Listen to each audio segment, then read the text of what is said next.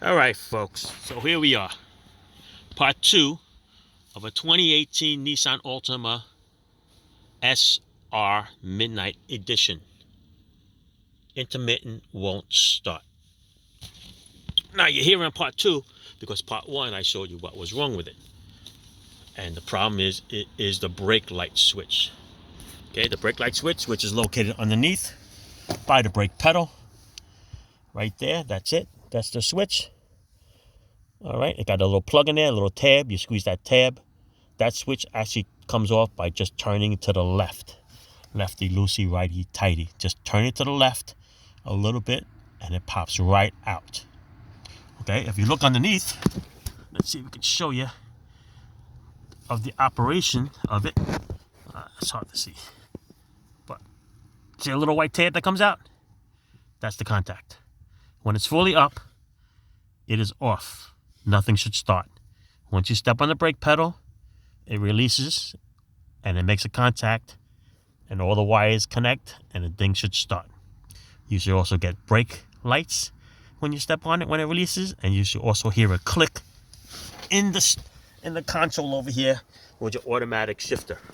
Okay, automatic shifter has a little solenoid in there and it locks it. So if the switch was working with the key on and you push on the brakes, you should hear that thing clicking. All right, so it's not clicking, it's not starting, you got no brake lights. So, off to the store, I went to go get a switch. I went to Duralast, Autozone switch. Figure, why not? $17. This is the one that I showed in the picture. But, guess what? It doesn't work. Why it doesn't work? Because it doesn't even fit. Okay, I'm going to show you why it doesn't fit. See if I can hold it together here. Look at the square. The gray is larger. The white is smaller. So it doesn't even fit in the plug. Okay, so goodbye AutoZone for $17. Hello Nissan. Yes. Nissan. $72 is the list price on this thing. Okay, gave it to me $69.33. Ooh, a bargain. With tax and everything comes out to $73.92. This is the right switch. This is the original switch. The diameter in here is perfect. And what we're going to do right now is we are going to install it in this nice 30-degree weather day. So, like I said, in the back there's a little tab. I'm going to push that little tab, pull that wire off, and this here is going to turn to the left and come right out. Okay, there's threads on here.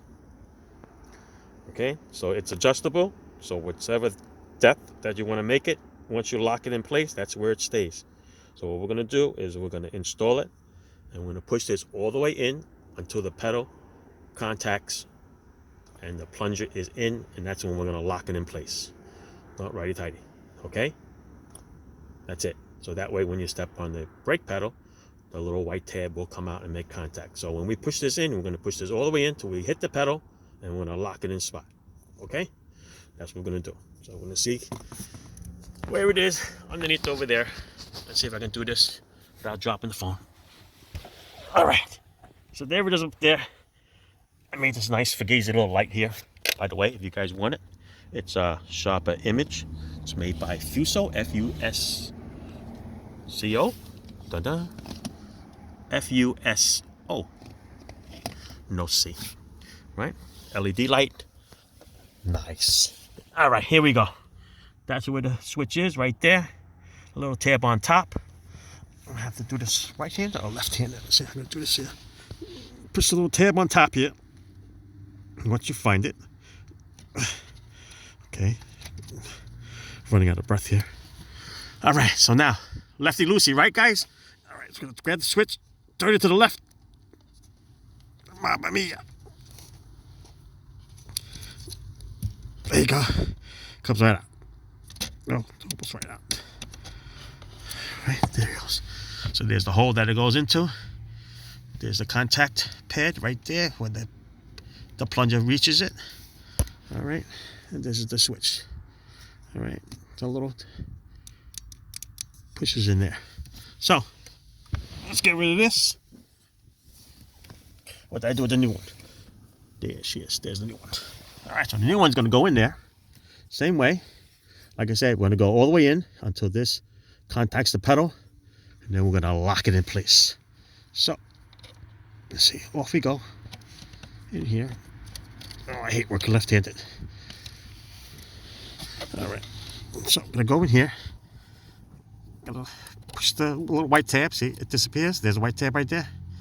Gonna make sure that the white tab disappears. That means I'm flush to the pedal. And then I'm gonna lock it in place. There you go.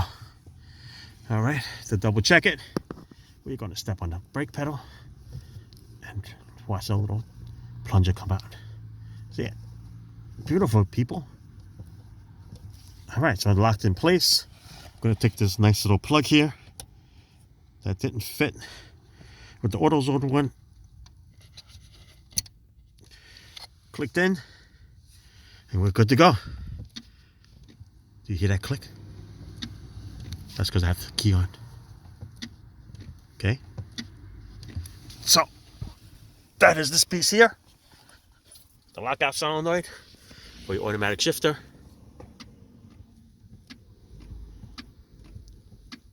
Beautiful. Okay, and that means that it's going to start.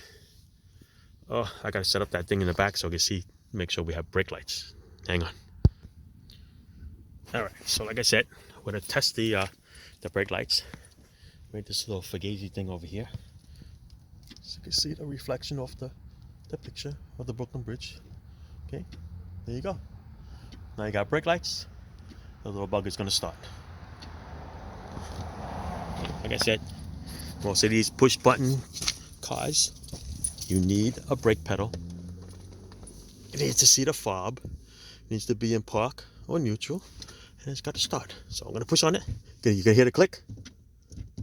Okay, that's when the sound line in here. There you go, people. Good to go. All right. So if you got an intermittent problem here, you know it's not the battery or the starter. Of course, you know you got to check those, and you can check my other videos for that. How to tell if it's a battery or a starter.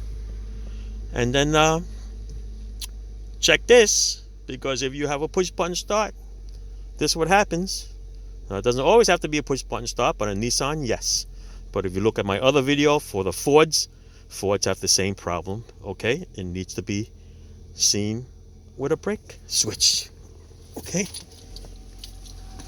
That's it, people. So yeah, get the original one, because clearly this is a bigger hole, bigger square than the bootleg one from Duralast, which would have saved me some money, saved the customer some money. But it is what it is, people. All right. Can you tell? It's hard to tell. But yeah, the plug doesn't fit in there. All right, so it's a waste. Waste of time going to AutoZone today. All right. But like I said, 75 bucks. Can you get it cheaper somewhere else? Sure, you can get it online. You can wait for it. But this customer needs his car. And that's it. All right. Enjoy, people.